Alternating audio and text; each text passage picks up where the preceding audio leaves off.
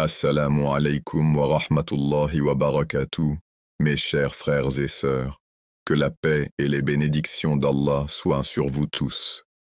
Je veux commencer aujourd'hui non pas par une histoire du passé, ni par un hadith sur l'avenir, mais par une question sur votre présent.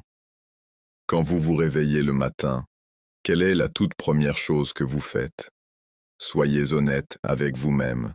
Pour beaucoup d'entre nous, la première chose que nous touchons n'est pas le tapis de prière, ni le Coran, ni même l'eau pour les ablutions, wudu.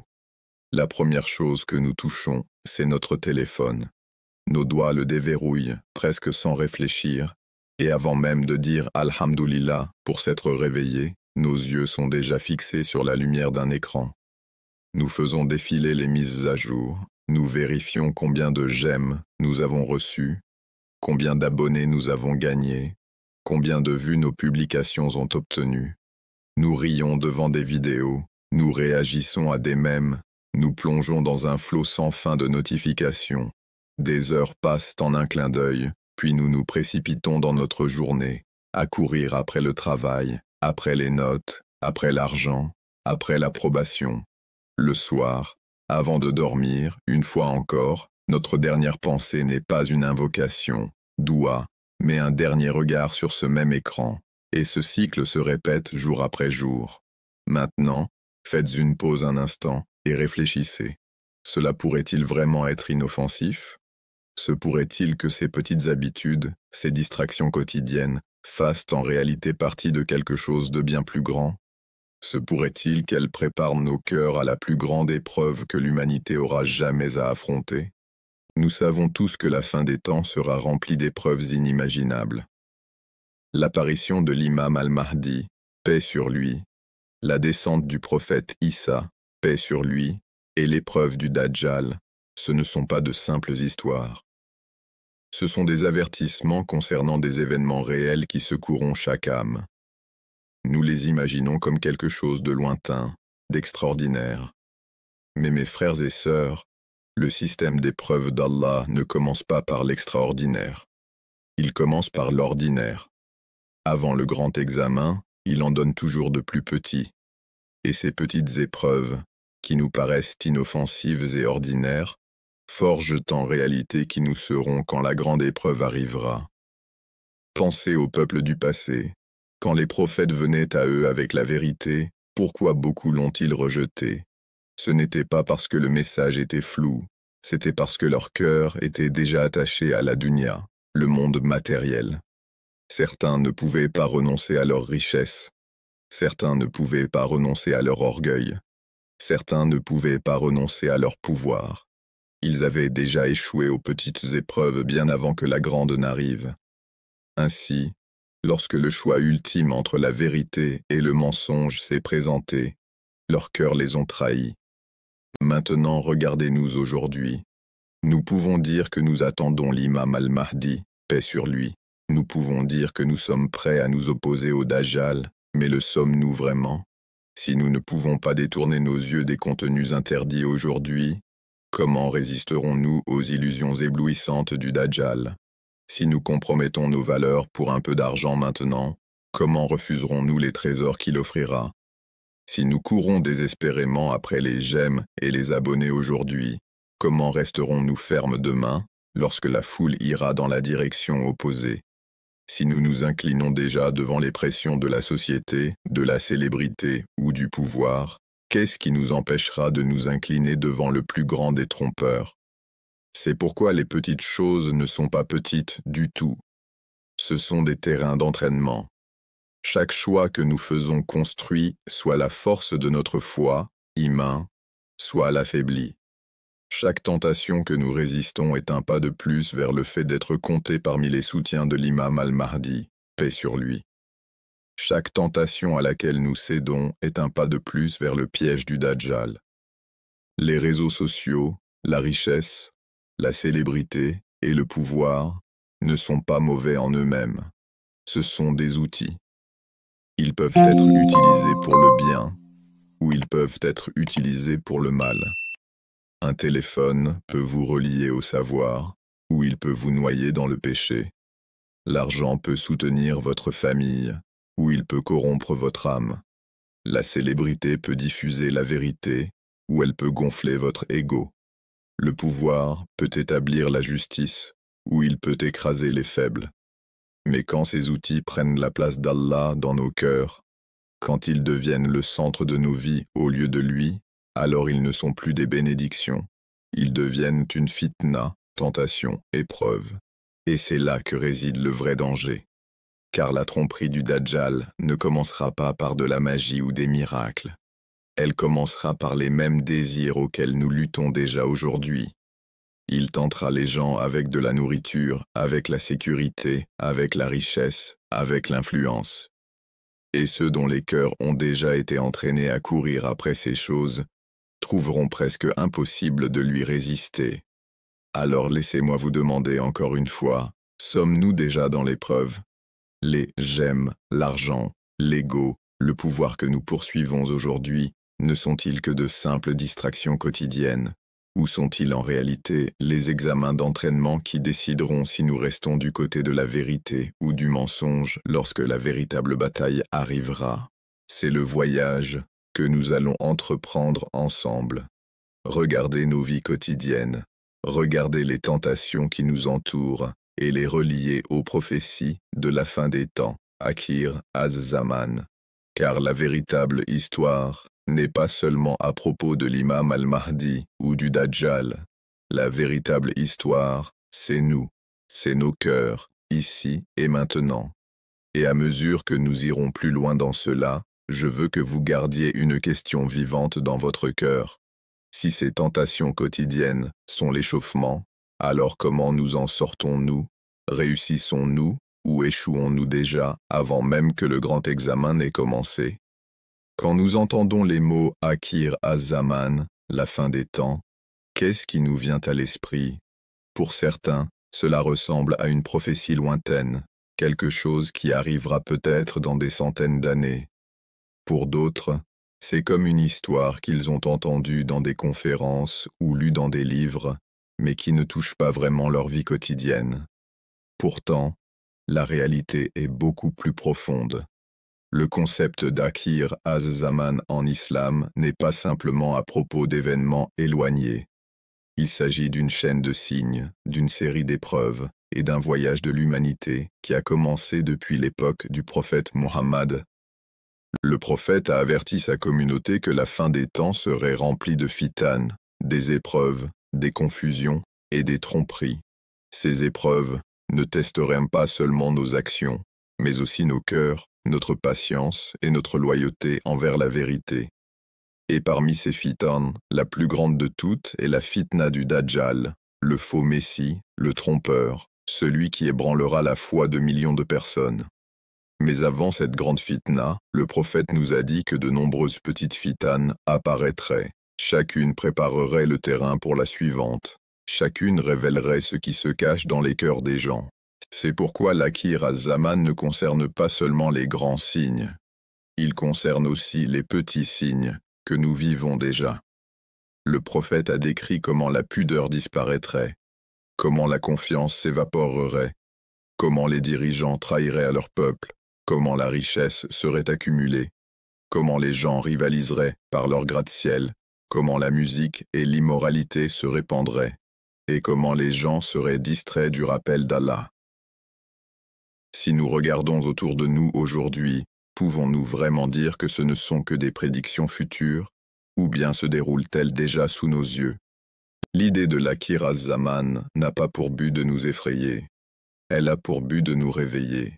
Elle nous rappelle que le temps n'est pas infini, que l'histoire a une direction, et que chaque génération se rapproche du moment où la vérité et le mensonge s'affronteront dans leur forme ultime. C'est pourquoi nos savants ont toujours insisté. Celui qui veut être prêt pour l'imam al-Mahdi, paix sur lui. Celui qui veut tenir fermement aux côtés de Issa, paix sur lui, doit d'abord être prêt à affronter les batailles quotidiennes du cœur et de l'âme. Car si nous ne pouvons pas vaincre les petites fitanes d'aujourd'hui, comment pourrons-nous résister à la plus grande fitna de demain? Prenons un moment pour réfléchir à la mission de l'imam al-Mahdi, paix sur lui. Il n'est pas une simple figure d'imagination. Il est une promesse d'Allah et de son messager. À une époque où le monde sera rempli d'oppression, où la justice sera oubliée, où la communauté musulmane se sentira faible et divisée, l'imam al-Mahdi, paix sur lui, se lèvera. Sa mission sera de restaurer la justice, d'unir les croyants et de préparer le monde au retour de Issa, paix sur lui. Il ne viendra pas avec de la magie ou des illusions. Il viendra avec la vérité, avec du courage, avec de la foi et avec un leadership qui ravivera la sunna du prophète. Puis, il y aura la descente bénie de Issa, paix sur lui. Sa mission est unique. Il ne reviendra pas comme un nouveau prophète avec un nouveau message, mais comme un défenseur de la vérité, comme un serviteur de l'islam et comme celui qui affrontera directement le plus grand trompeur de tous les temps, le Dajjal. Son retour est un rappel qu'Allah n'abandonne jamais les croyants. Même dans l'heure la plus sombre, le secours descendra des cieux. Issa, paix sur lui, et l'imam al-Mahdi, paix sur lui, se tiendront côte à côte, montrant au monde l'unité de la mission divine et la victoire de la foi sur le mensonge. Mais voici le point essentiel, mes frères et sœurs. L'histoire de l'imam al-Mahdi, paix sur lui, de Issa, paix sur lui, et du Dajjal n'est pas un film de science-fiction. Ce n'est pas un divertissement. Ce n'est pas seulement quelque chose dont on parle dans les réunions. C'est un miroir pour nos âmes aujourd'hui.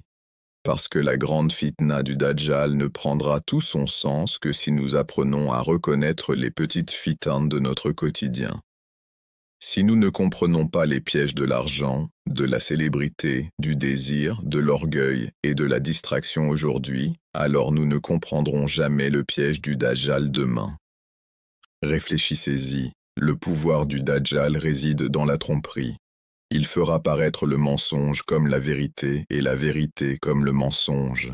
Il offrira aux gens la dunya en échange de leur foi, iman.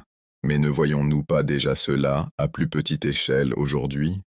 Les gens ne vendent-ils pas déjà leur foi pour un peu de richesse? Ne renoncent-ils pas déjà à leurs principes pour la célébrité ou le confort? Ne sont-ils pas déjà confus entre ce qui est juste et ce qui est faux, parce que les voix de la tromperie sont plus fortes que les voix de la vérité?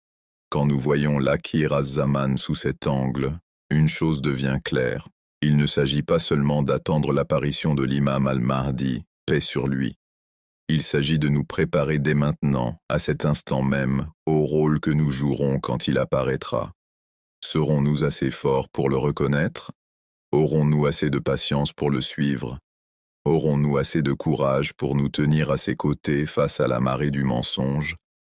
Ce ne sont pas des questions théoriques, ce sont des questions pratiques. Parce que la préparation ne commence pas un jour dans le futur, elle commence maintenant. C'est pourquoi le prophète nous a donné des conseils, non seulement sur les grands signes, mais aussi sur les petits signes. Il voulait que nous soyons éveillés, que nous voyions le monde avec des yeux clairs, et que nous réalisions que chaque génération est testée à sa manière.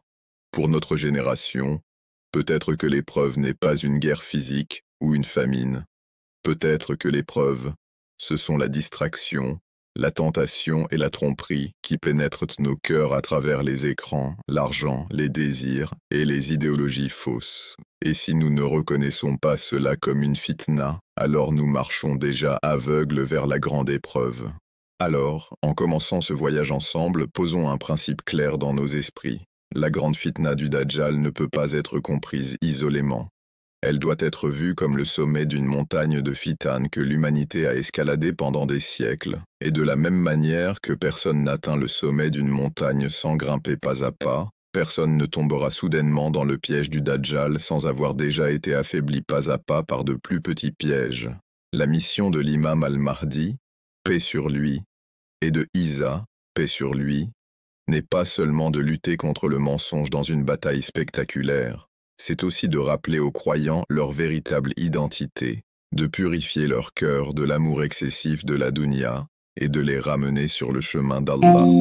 Mais comment pouvons-nous prétendre les suivre demain si nous ne faisons même pas l'effort de nous purifier aujourd'hui? C'est là que réside la véritable question. l'Akhir az-Zaman n'est pas seulement une histoire à propos d'eux, c'est une histoire à propos de nous.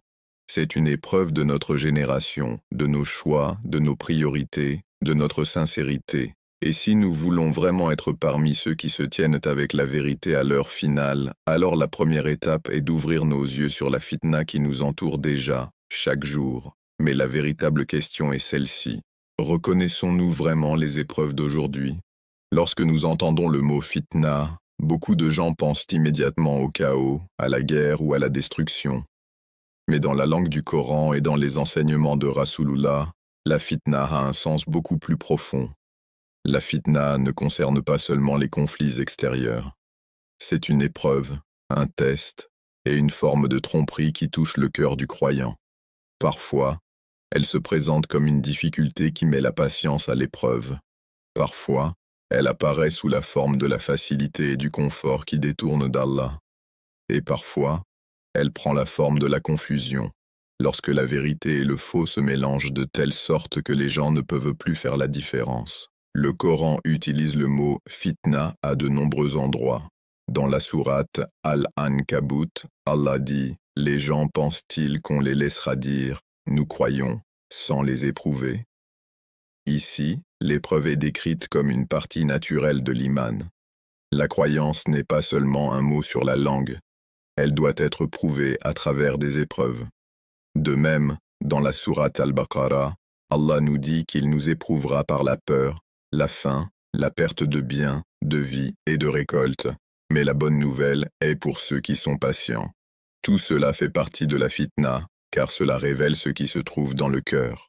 Dans les hadiths, Rasulullah nous a avertis à plusieurs reprises des épreuves qui augmenteraient à mesure que le monde se rapprocherait de la fin des temps. Il a décrit qu'il viendra un temps où s'accrocher à l'iman sera comme tenir un charbon ardent. Il a dit qu'il viendra un temps où une personne se réveillera croyante et s'endormira mécréante, vendant sa foi pour un petit morceau de ce monde. C'est la nature de la fitna. Elle ébranle les fondations même de l'iman. Elle embrouille les gens jusqu'à ce qu'ils ne voient plus clairement. L'une des descriptions les plus puissantes de la fitna dans les hadiths est l'idée qu'elle se déplace comme des vagues de la mer. Rasulullah a dit qu'il viendra un temps où la fitna viendra comme des morceaux de la nuit obscure, les uns après les autres, jusqu'à ce que le cœur d'une personne devienne pur avec l'iman ou assombri par l'hypocrisie. Cela montre que la fitna n'est pas un événement ponctuel, elle est continue, nous entourant de toutes parts, et nos cœurs sont constamment façonnés par la manière dont nous y répondons. Si nous regardons les premiers musulmans, leur fitna prenait la forme de persécution, de torture et d'ennemis déclarés. Les Quraysh les attaquaient, se moquaient d'eux et essayaient de briser leur détermination. Leur test était de rester ferme quand le monde autour d'eux était hostile. Pour nous, la forme de la fitna peut être différente, mais l'essence est la même. Il s'agit toujours d'ébranler notre foi, de tester notre loyauté et de troubler notre chemin. Ce qui rend la fitna dangereuse, c'est qu'elle n'apparaît pas toujours comme quelque chose de laid. Souvent, elle semble attrayante. Elle se présente sous les habits du confort, de l'opportunité et du plaisir. C'est pourquoi le prophète a dit « Ce que je crains le plus pour vous, ce sont les plaisirs de la dunya. Car la richesse, le statut et la facilité peuvent être plus dangereux que la pauvreté ou la guerre. Dans la difficulté, les gens reviennent vers Allah, mais dans la facilité, ils l'oublient souvent. C'est aussi une fitna. Le rôle de la fitna est de révéler. Tout comme le feu purifie l'or, la fitna purifie l'âme. Une épreuve révèle ce qui est à l'intérieur, si la foi d'une personne est sincère ou faible, si son cœur est attaché à Allah ou au monde. C'est pourquoi les savants disent que la fitna n'est pas toujours négative dans la grande image. Pour le croyant, elle peut être un chemin vers la purification, la croissance et la récompense. Mais pour l'insouciant, elle peut être la cause de la destruction. Un autre point important concernant la fitna est qu'elle agit souvent par la tromperie. Shaitan ne vient pas à un croyant en disant « Renie ta foi ». Au lieu de cela, il chuchote, étape par étape, « faisant paraître de petites mauvaises choses inoffensives, puis rendant de grandes mauvaises choses normales. Cette tromperie graduelle est en elle-même une forme de fitna. Elle embrouille les gens jusqu'à ce qu'ils ne puissent plus séparer le halal du haram, la vérité du faux ou la sincérité de l'hypocrisie. Le Coran nous rappelle l'histoire de Pharaon et du peuple de Musa, haïtienne. Pharaon a créé une fitna en contrôlant les gens par la peur, la richesse et les illusions. Il s'est fait apparaître comme un dieu aux yeux de son peuple. Ce n'était pas seulement de l'oppression mais aussi une tromperie, un piège qui aveuglait les cœurs. De même, Dajjal sera la plus grande fitna car sa tromperie sera si puissante que beaucoup le suivront pensant qu'il apporte du bien, alors qu'en réalité, il apporte la destruction. Mais voici le lien critique pour nous aujourd'hui. Les mêmes principes de la fitna s'appliquent dans notre monde moderne. Même si Dajjal n'est pas encore apparu, le système de tromperie, de distraction et d'épreuve est déjà là. La fitna aujourd'hui ne vient pas toujours sous la forme de soldats ou d'armes. Elle vient sous la forme d'écrans, d'idées, de tendances et de tentations qui vivent dans nos poches, dans nos maisons et dans nos routines quotidiennes. C'est pourquoi comprendre la nature de la fitna est si important. Si nous savons que la fitna est destinée à ébranler notre foi, alors nous protégerons nos cœurs. Si nous savons que la fitna est destinée à nous troubler, alors nous nous accrocherons fermement au Coran et à la Sunna pour plus de clarté. Si nous savons que la fitna est destinée à tromper, alors nous apprendrons à questionner ce que nous voyons au lieu de suivre aveuglément la foule. Sans cette conscience, un croyant peut devenir comme une feuille soufflée par le vent, se déplaçant dans la direction où le monde pousse. Ainsi, lorsque nous réfléchissons à l'Akhir Zaman, nous ne devons pas seulement penser aux grandes épreuves qui arrivent. Nous devons aussi voir la fitna quotidienne autour de nous et comment elle façonne nos choix. Cette conscience est la première étape pour nous préparer aux plus grands défis à venir. Et dans notre époque actuelle, quelle est la plus grande fitna? Les réseaux sociaux. De nos jours, l'une des formes de fitna les plus puissantes et les plus répandues ne vient pas des épées, des armées ou même des dirigeants politiques. Elle vient de quelque chose que presque chaque personne porte dans sa poche, consulte avant de dormir et regarde au moment où elle se réveille. C'est les réseaux sociaux. Ce qui était autrefois créé comme un outil de connexion et de communication est désormais devenu l'une des plus grandes épreuves du cœur.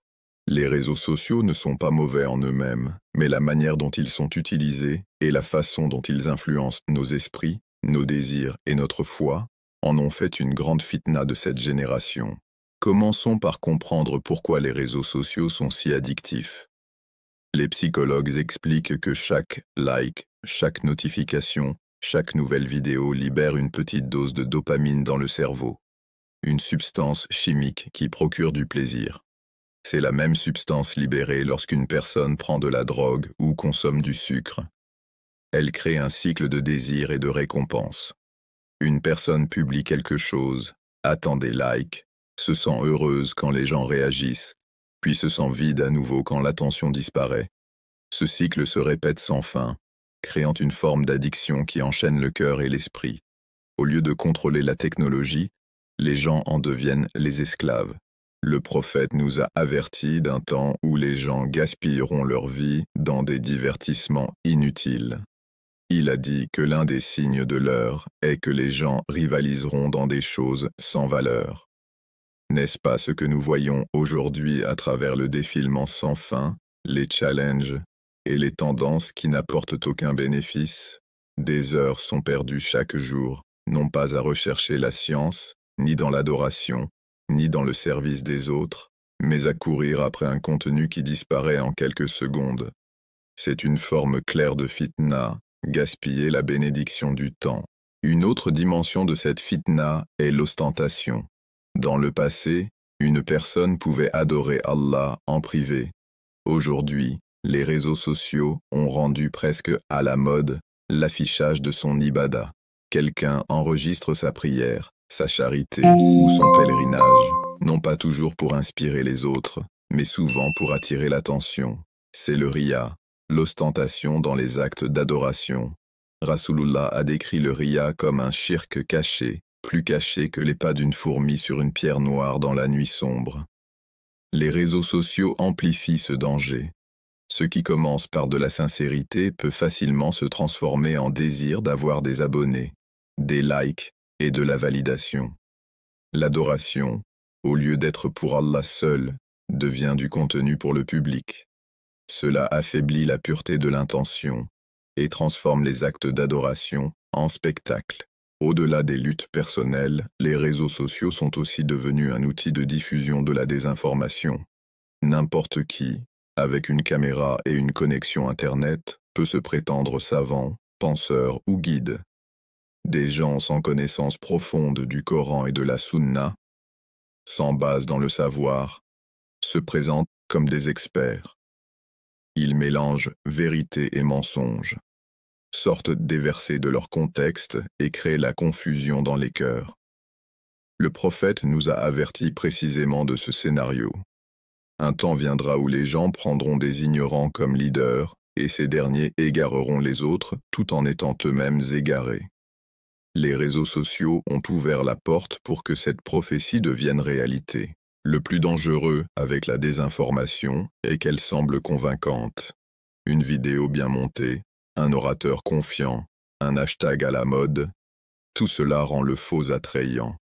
Les gens partagent sans vérifier, suivent sans questionner, et peu à peu leur cœur s'éloigne de la connaissance authentique.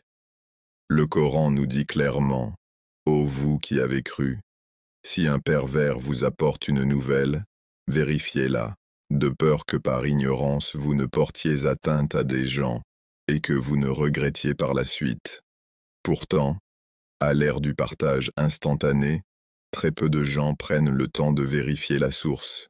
Cela fait des réseaux sociaux un terrain fertile pour la fitna. Les réseaux sociaux redéfinissent aussi notre identité. Les gens commencent à mesurer leur valeur, non pas par leur iman, leur caractère ou leur proximité avec Allah, mais par des chiffres, sur un écran, abonnés, likes, commentaires. Cela crée de la jalousie, de l'arrogance, de la dépression et des comparaisons constantes. Un jeune peut se sentir inutile parce que son poste n'a pas attiré d'attention, tandis qu'un autre peut se sentir orgueilleux parce qu'il est populaire en ligne. Ces deux états sont dangereux pour l'âme. Les deux détournent le cœur de la véritable satisfaction, qui ne se trouve que dans le rappel d'Allah. Un autre danger caché des réseaux sociaux est qu'ils normalisent les péchés.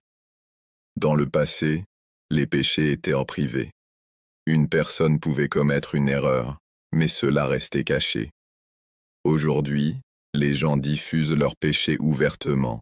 Musique, immoralité, médisance et indécence sont partagés avec fierté.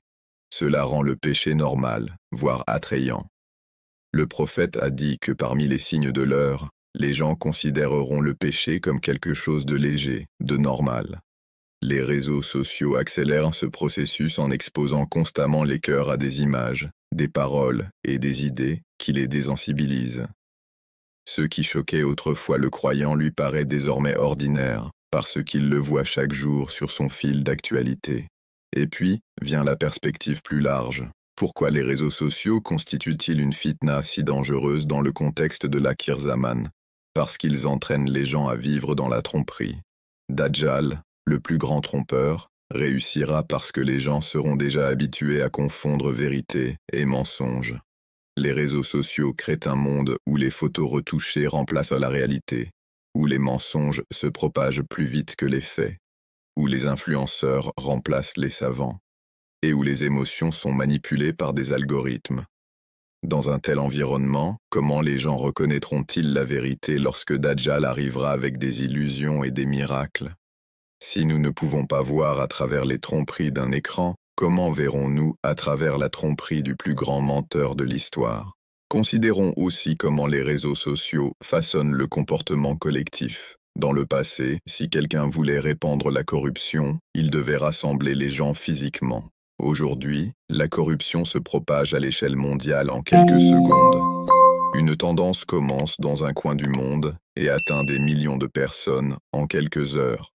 les fausses idées, les mouvements dangereux et les comportements honteux trouvent des plateformes instantanées. Cette propagation mondiale de la fitna prépare le terrain pour l'Akhir Zaman, où le monde entier sera interconnecté et influencé rapidement par une figure centrale, Dajjal. Le prophète a décrit comment Dajjal parcourra toute la terre rapidement, atteignant les gens partout. Les réseaux sociaux nous donnent un aperçu de la manière dont une telle influence mondiale est possible. Un autre point est la distraction. L'un des plus grands stratagèmes de Shaitan n'est pas toujours de nous pousser à commettre de grands péchés, mais de nous distraire de ce qui est important. Les réseaux sociaux, avec leur défilement infini, réalisent exactement cela. Les minutes deviennent des heures, les prières sont retardées, le Coran est négligé, les familles sont ignorées et les cœurs deviennent agités. Le croyant pense qu'il ne fait que passer du temps, mais en réalité, son temps est volé. Rasulullah a dit, il y a 2 bénédictions que beaucoup de gens gaspillent, la santé et le temps libre. Les réseaux sociaux dévorent les deux, laissant les gens avec moins d'énergie et moins de concentration pour l'adoration. Pourtant, malgré tout cela, nous devons aussi reconnaître que les réseaux sociaux ne sont pas purement mauvais. Comme tout outil, ils peuvent être utilisés pour le bien ou pour le mal. Beaucoup de gens partagent de la science bénéfique, des récitations du Coran, des conférences et des rappels en ligne. La dawa a atteint des coins du monde grâce à ces plateformes, mais le danger réside dans la facilité avec laquelle l'équilibre bascule du bénéfice au mal. À moins qu'un croyant ne les utilise avec discipline, sincérité et auto-évaluation constante, les risques l'emportent sur les avantages. C'est pourquoi c'est devenu l'une des plus grandes fitantes de notre époque. Pour survivre à cette fitna, le croyant doit avoir de la clarté. Il doit fixer des limites, limiter le temps, protéger l'intention, vérifier les informations et renouveler constamment sa connexion avec Allah. Sans cela, le cœur reste vulnérable, ouvert aux murmures, aux distractions et aux tromperies qui l'éloignent du droit chemin. Ainsi, lorsque nous regardons la fitna des réseaux sociaux, nous voyons qu'il ne s'agit pas seulement de technologie. Il s'agit du cœur. Il s'agit de la facilité avec laquelle les humains peuvent être piégés par le désir d'attention, de reconnaissance et de plaisir. Il s'agit de la manière dont la tromperie se répand plus vite que la vérité et comment les gens se perdent dans des illusions. C'est un miroir de la plus grande fitna qui arrive, lorsque Dajjal troublera le monde avec des illusions qui feront paraître le mensonge comme la vérité. Mais les réseaux sociaux ne sont qu'un aperçu. La véritable fitna, c'est la richesse de ce monde. Lorsque nous pensons aux épreuves de ce monde, l'une des plus grandes épreuves qui vient immédiatement à l'esprit est l'argent. La richesse a toujours été l'un des plus grands désirs des êtres humains. Depuis l'époque des civilisations anciennes jusqu'à aujourd'hui, les gens ont poursuivi l'or, l'argent, la terre et les possessions. Il est dans notre nature humaine de vouloir le confort, de vouloir la sécurité et de vouloir plus que ce que nous avons déjà. Mais ce désir même a été l'un des plus grands fitans dont Allah nous a mis en garde.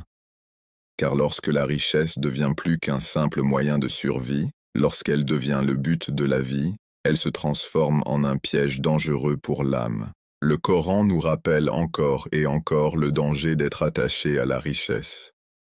Allah dit dans la sourate Al-Takathur, « La course aux richesses vous distrait, jusqu'à ce que vous visitiez les tombes. » Ce verset est puissant, car il nous dit une vérité profonde.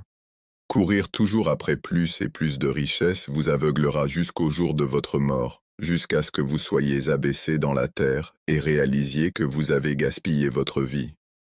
La course à l'argent ne s'arrête jamais. Un pauvre pense que s'il avait un peu plus, il serait heureux. Un riche pense que s'il pouvait doubler sa richesse, il serait en sécurité. Un millionnaire pense que s'il pouvait devenir milliardaire, il pourrait enfin se détendre. Mais la réalité est que, peu importe combien vous accumulez, cela ne semble jamais suffisant. Le prophète Mohammed nous a clairement mis en garde contre cette maladie de la cupidité. Il a dit « Si le fils d'Adam avait une vallée pleine d'or, il en voudrait une deuxième. Rien ne remplit le ventre du fils d'Adam, sauf la poussière. Ce hadith explique parfaitement la faiblesse humaine. La richesse en elle-même n'est pas mauvaise, mais notre désir sans fin pour elle est ce qui détruit notre iman. À l'époque de Nabi Issa, aïssial, les gens étaient également éprouvés par la richesse. Certains étaient pauvres et désespérés, tandis que d'autres devenaient corrompus dans la poursuite de l'argent. L'histoire se répète dans chaque génération. Aujourd'hui, notre société n'est pas différente. Partout où vous regardez, l'argent est devenu la mesure du succès. Les gens sont jugés non pas par leur caractère, non pas par leur taqwa, non pas par leur service envers Allah, mais par leur compte en banque, leur voiture, leur maison, leur style de vie. Les réseaux sociaux ont aggravé cela, car désormais la richesse n'est pas seulement quelque chose à posséder, mais quelque chose à exhiber. Les gens affichent leur argent en ligne pour gagner de l'admiration, des abonnés, et pour créer une image qui ne reflète souvent pas la réalité. Le plus grand danger de l'argent est qu'il brouille la frontière entre le halal et le haram. Une personne peut commencer avec des intentions honnêtes, mais au moment où la cupidité prend le dessus, elle commence à justifier l'injustifiable. Elle peut contracter des prêts usuraires et dire « ce n'est que du business ». Elle peut tricher dans le commerce et dire « tout le monde le fait ». Elle peut gagner de l'argent grâce à des industries haram et dire « au moins, je subvins aux besoins de ma famille ». Petit à petit, pas à pas, la cupidité fait paraître le haram normal. Le prophète nous a dit dans un hadith célèbre « Viendra un temps où les gens ne se soucieront pas de savoir s'ils gagnent leur argent par le halal ou par le haram ». Regardez autour de vous aujourd'hui, et vous verrez que cette prophétie s'est déjà réalisée.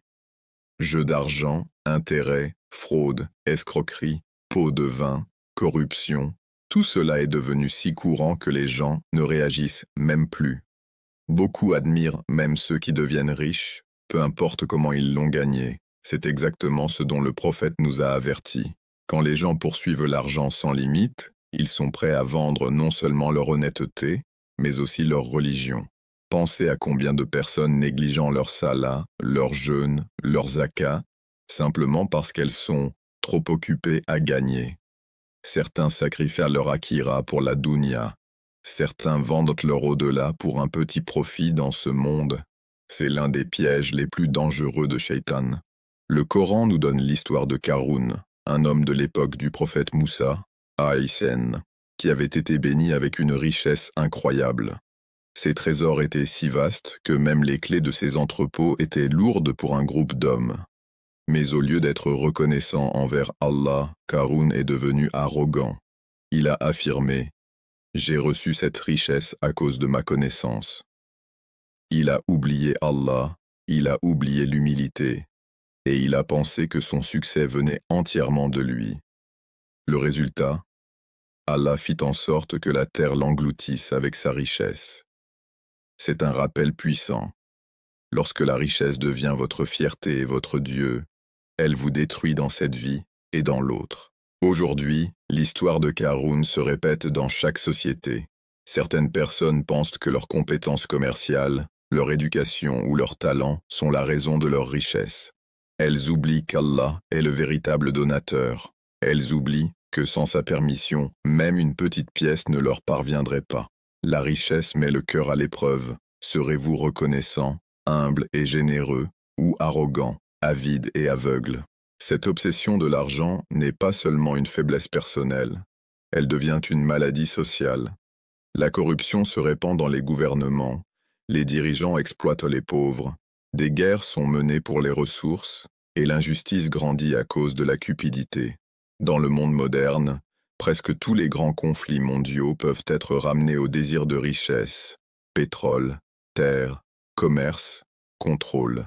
L'argent est devenu non seulement un moyen de vivre, mais une raison de tuer.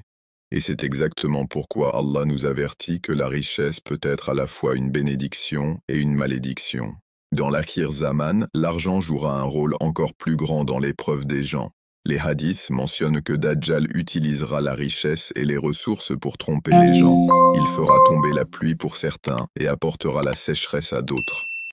Il contrôlera la nourriture et l'eau. Il tentera les gens avec des trésors.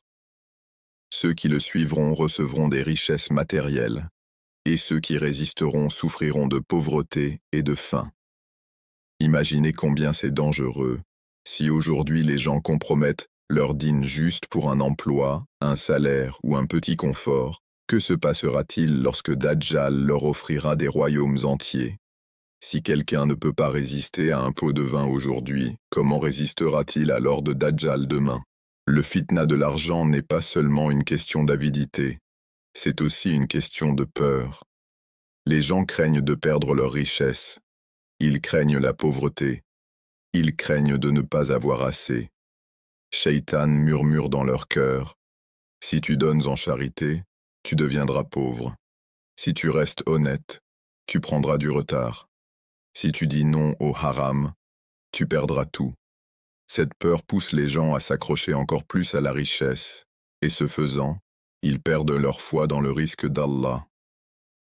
Mais Allah a promis dans le Coran: quiconque craint Allah, il lui donnera une issue et lui accordera une subsistance d'où il ne s'y attend pas.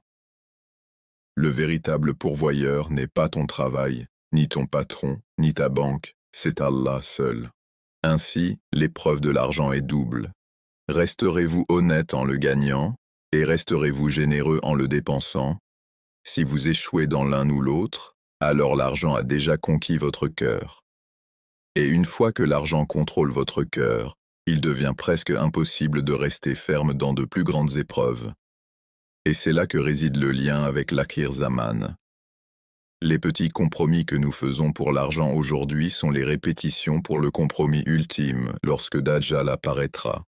Si nous nous prosternons devant les dollars maintenant, comment résisterons-nous lorsque Dajjal nous tentera avec des miracles et des trésors? Nous avons vu comment la richesse devient une épreuve de cupidité et de peur. Mais l'histoire ne s'arrête pas là. L'argent a un autre effet dangereux. Il change le cœur lentement, jusqu'à ce que la personne ne ressente plus le poids du péché. Au début, elle peut se sentir coupable lorsqu'elle prend quelque chose de haram. Sa conscience lui murmure que c'est mal. Mais plus elle le répète, plus cela devient normal. Finalement, le cœur s'endurcit, et le haram devient une partie de sa vie quotidienne. C'est l'un des aspects les plus effrayants de la fitna de l'argent. Il aveugle les gens à la vérité et fait paraître le péché acceptable. C'est pourquoi le prophète a décrit la richesse comme à la fois une bénédiction et une malédiction.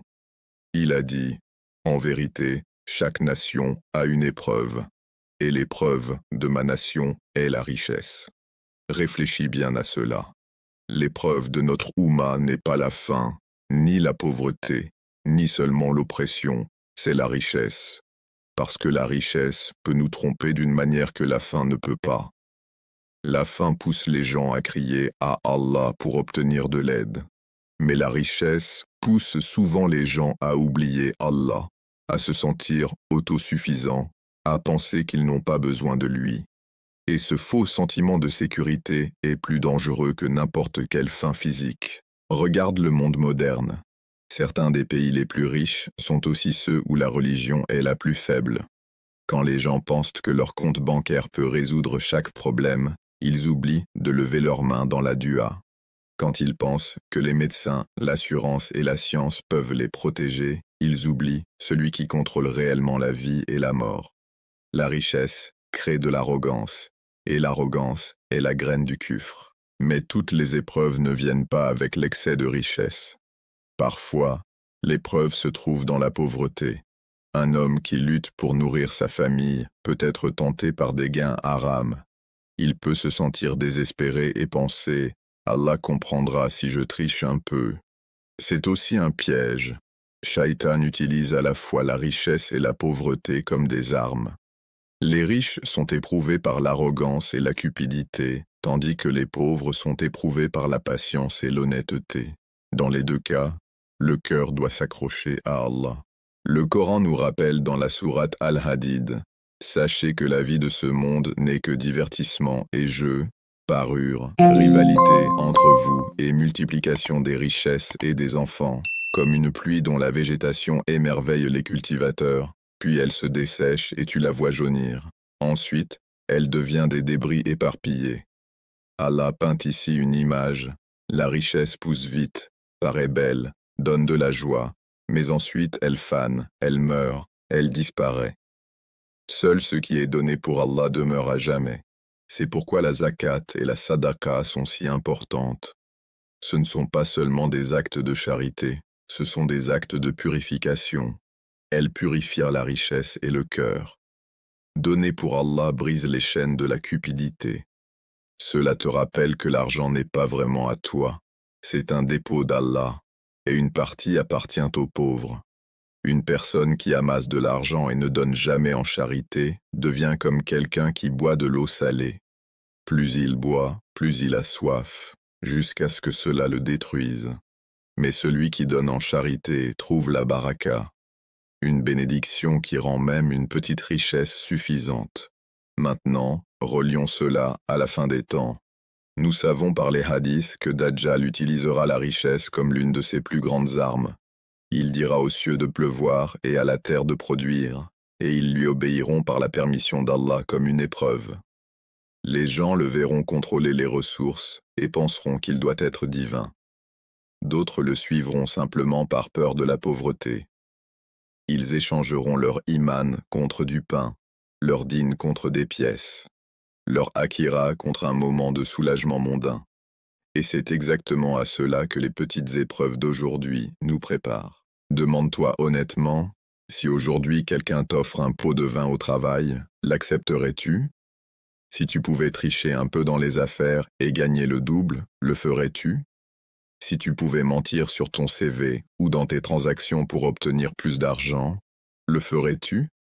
Si la réponse est oui, alors imagine combien ce sera plus difficile quand Dajjal lui-même offrira les richesses du monde en échange de ta loyauté. Si tu ne peux pas résister aux petites tentations maintenant, comment résisteras-tu à la plus grande tentation de toutes? C'est pourquoi nous devons entraîner nos cœurs dès maintenant. Chaque fois que nous résistons à l'argent haram, chaque fois que nous refusons la malhonnêteté, chaque fois que nous choisissons le halal plutôt que le haram, même si cela signifie gagner moins, nous renforçons nos cœurs pour la plus grande épreuve. Ces petits actes de foi sont comme des exercices qui préparent l'âme au plus grand examen. Et n'oublions pas, l'argent divise aussi l'oumma. La richesse crée la jalousie, l'envie et la haine entre les gens. Les familles se disputent pour les héritages. Les frères se trahissent pour une propriété. Les dirigeants trahissent leur nation pour le pouvoir et l'or. Le prophète nous a avertis. Par Allah, je ne crains pas la pauvreté pour vous, mais je crains que le monde ne vous soit ouvert comme il l'a été pour ceux qui vous ont précédés, et que vous ne rivalisiez pour lui comme ils l'ont fait, et qu'il ne vous détruise comme il les a détruits. Subhanallah, ce hadith ressemble à un miroir de notre époque actuelle. La compétition pour la richesse déchire nos sociétés, mais il y a de l'espoir. Le Coran et la Sunna nous montrent comment gérer correctement la richesse. Gagne-la de manière halal, dépense-la de façon responsable, donne généreusement, et ne la laisse jamais contrôler ton cœur. La richesse doit être dans ta main, pas dans ton cœur. Un croyant peut être riche, mais sa richesse ne doit pas le rendre arrogant. Il doit toujours se rappeler que le véritable succès n'est pas dans ce qu'il y a à la banque, mais dans ce qu'il y a dans le livre des actes. Alors la vraie question que nous devons nous poser est, quand le monde court après la richesse comme un loup affamé, serons-nous ceux qui se souviennent d'Allah? Serons-nous ceux qui disent « ça suffit, je ne compromettrai pas mon dîne pour la dunya » Ou serons-nous emportés dans la tempête de la cupidité? C'est pourquoi comprendre la fitna de l'argent est si crucial avant la venue de l'imam Mahdi, Aïsselm, et l'ascension du Dajjal. Parce que les gens qui resteront fermes avec Mahdi seront ceux qui ne sont pas esclaves de la richesse. Ils seront ceux qui préfèrent la faim avec iman aux richesses avec kufr. Ils seront ceux dont les cœurs ne peuvent pas être achetés. Et ce genre de force ne vient pas du jour au lendemain. Elle vient des choix quotidiens, de la résistance aux petites tentations, de l'habitude d'honnêteté et de générosité dans chaque aspect de la vie. Alors réfléchissons profondément. Chaque fois que tu ouvres ton portefeuille, chaque fois que tu prends une décision financière, chaque fois que tu sens la cupidité murmurer dans ton cœur, souviens-toi que ce n'est pas seulement une question d'argent. C'est une question d'Akira. C'est une question de préparation de ton âme pour le jour où le plus grand trompeur utilisera la richesse comme son arme. Si tu peux réussir cette épreuve aujourd'hui, tu seras plus fort demain. Mais si tu échoues maintenant, demain pourrait être trop tard. Et avec cela, nous arrivons à la prochaine épreuve, qui est étroitement liée à l'argent, mais différente à sa manière, la fitna de la célébrité. Parce qu'une fois que les gens ont de l'argent, ils recherchent souvent quelque chose d'encore plus dangereux, la reconnaissance, la popularité, le désir d'être vu et admiré par les autres. À chaque époque, les êtres humains ont été éprouvés par le désir d'être vus, d'être reconnus, d'être admirés. Mais à notre époque, ce désir a pris une forme nouvelle et effrayante. Nous vivons dans un monde où la célébrité est devenue un but en soi. Les gens ne veulent plus être connus pour leur caractère, leur honnêteté, leur service ou leur savoir. Au lieu de cela, ils veulent être connus simplement pour être connus. Ils courent après les mentions « j'aime », les abonnés et les vues, comme si ces chiffres définissaient en leur valeur. C'est la fitna de la célébrité, et c'est l'une des épreuves les plus dangereuses de notre ère. Réfléchis-y. Combien de personnes se lèvent le matin et la première chose qu'elles font est de vérifier leur téléphone. Elles veulent voir combien de j'aime elles ont reçus sur leur dernier post, combien de commentaires, combien de nouveaux abonnés. Leur humeur de la journée dépend, non pas de leurs prières, non pas de leur rappel d'Allah, mais de l'approbation d'inconnus en ligne. C'est une forme subtile mais mortelle d'esclavage, car au lieu d'être serviteurs d'Allah, les gens deviennent serviteurs de l'opinion publique. Le prophète nous a mis en garde contre cette maladie de la recherche de la célébrité. Il a dit, « Celui qui recherche la science pour rivaliser avec les savants, ou pour argumenter avec les ignorants, ou pour attirer l'attention des gens, Allah le fera entrer en enfer. » Ce hadith nous montre que lorsque notre intention passe de plaire à Allah à plaire aux gens, même quelque chose d'aussi noble que la science peut devenir un chemin vers la destruction. Imagine alors ce qui se passe lorsque les gens poursuivent la célébrité pour rien de plus que le divertissement, la vanité ou l'ego. Les réseaux sociaux ont rendu cette fitna pire que jamais. Dans le passé, la célébrité était limitée aux rois, aux dirigeants ou à de rares individus. Aujourd'hui, n'importe qui avec un téléphone peut devenir célèbre du jour au lendemain. Les gens se filment en train de faire des choses scandaleuses, des cascades dangereuses ou même des actes honteux juste pour devenir viraux. D'autres exhibent leur richesse, leur beauté ou même leur adoration, non pas pour inspirer mais pour impressionner. Cela crée une culture où la valeur est mesurée non par la sincérité ou la vérité, mais par les chiffres et l'attention. Le danger de la célébrité est qu'elle nourrit l'ego. Le nafs aime être loué, être admiré, se sentir important. Quand les gens obtiennent des mentions « j'aime » et des abonnés, ils se sentent puissants.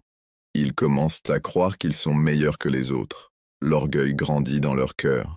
Ils cessent d'écouter les conseils, car ils pensent « j'ai plus d'abonnés que toi, donc je dois en savoir plus ». Ils cessent de réfléchir à leurs erreurs, car ils craignent de perdre leur image. Au final, la célébrité devient une prison qui enferme l'âme dans l'arrogance. Nous savons d'après le Coran que l'arrogance a été le premier péché. Shaitan a refusé de se prosterner devant Adam, à 16, par orgueil. Il a dit « Je suis meilleur que lui.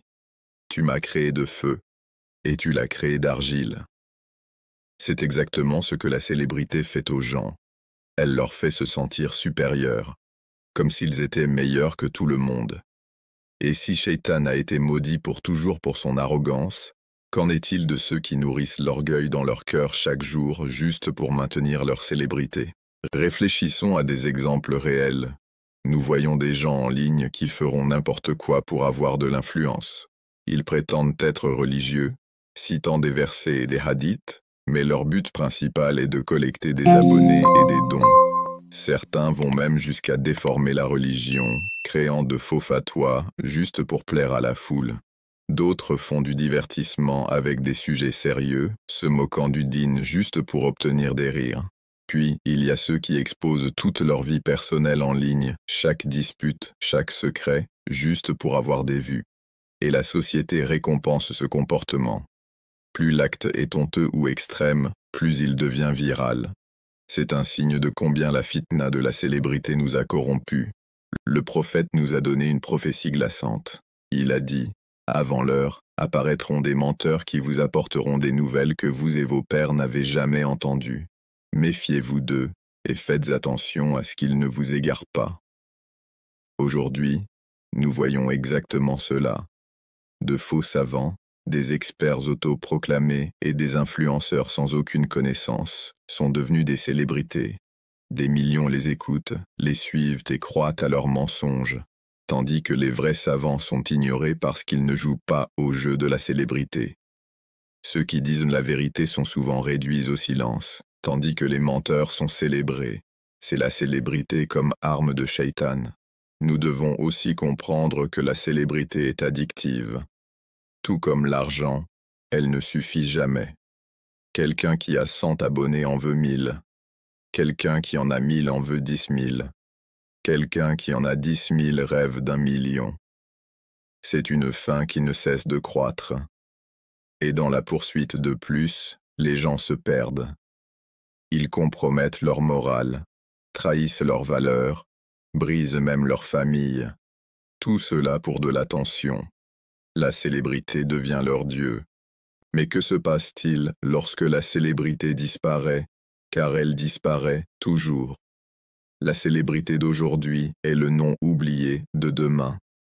La star virale d'aujourd'hui est le personne de demain. La célébrité est temporaire, fragile et fausse.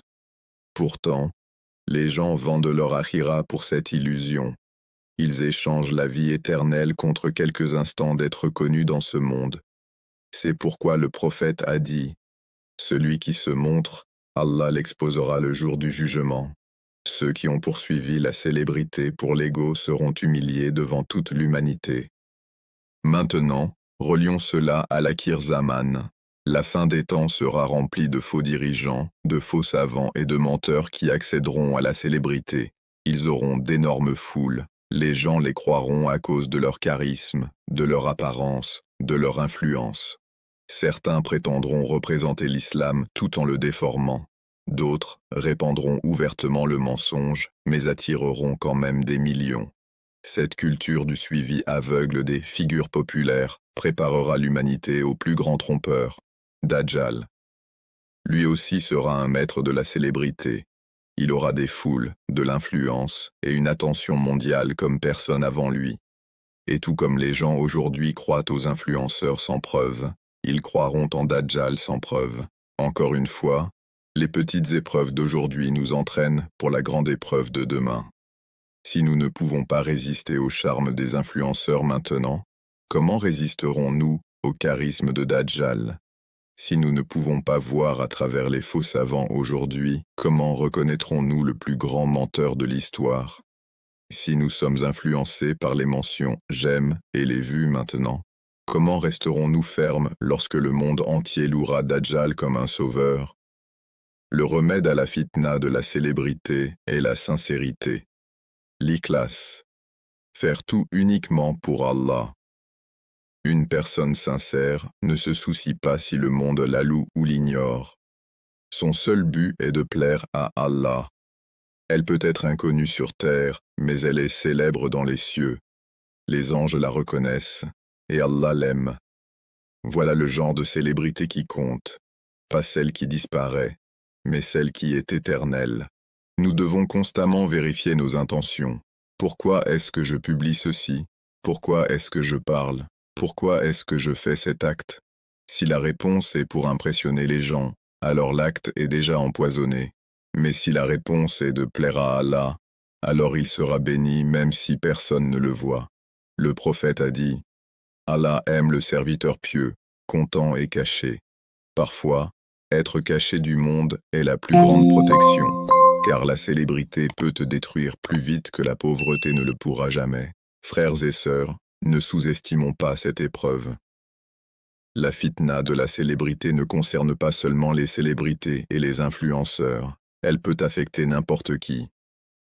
Même dans les familles, certaines personnes recherchent constamment l'attention. Même dans les espaces religieux, certains cherchent à être connus comme le pieux ou le savant. C'est pourquoi les savants du passé fuyaient la célébrité. Ils cachaient leurs bonnes actions, ils évitaient les positions de leadership, parce qu'ils craignaient le poison de l'ego. Mais aujourd'hui, nous courons vers la célébrité. Nous implorons la reconnaissance. Nous nous battons pour les projecteurs. Et cela montre à quel point nous sommes tombés profondément dans ce piège. Ainsi, en réfléchissant à la fitna de la célébrité, rappelons-nous, il ne s'agit pas de combien de personnes connaissent ton nom dans ce dunya. Il s'agit de savoir si Allah prononcera ton nom le jour du jugement parmi ceux qu'il aime. Cela nous amène à la prochaine fitna, qui est étroitement liée à la célébrité, mais encore plus dangereuse. Car une fois que les gens ont la célébrité, qu'est-ce qu'ils désirent généralement ensuite? Ils désirent le pouvoir. Et l'histoire nous montre que le pouvoir, lorsqu'il est combiné avec la cupidité et l'arrogance, peut devenir l'épreuve la plus meurtrière de toutes. Quand nous regardons l'histoire du monde, une chose devient claire encore et encore. Le pouvoir est l'une des plus grandes épreuves données à l'humanité. Certaines personnes sont éprouvées par la pauvreté, d'autres par la richesse, et d'autres encore par la connaissance. Mais l'épreuve la plus lourde est le pouvoir, car avec le pouvoir vient la capacité de changer la vie des autres, soit pour le bien, soit pour le mal. Et malheureusement, le plus souvent, les gens échouent à cette épreuve. Du plus petit chef de village aux dirigeants des empires, l'histoire est remplie d'histoires de leaders qui ont oublié la responsabilité qui accompagnait l'autorité. Au lieu de servir le peuple, ils ont commencé à servir leurs propres désirs. Ils ont utilisé leur position pour répandre l'injustice, réduire au silence la vérité et se faire apparaître comme des dieux sur terre.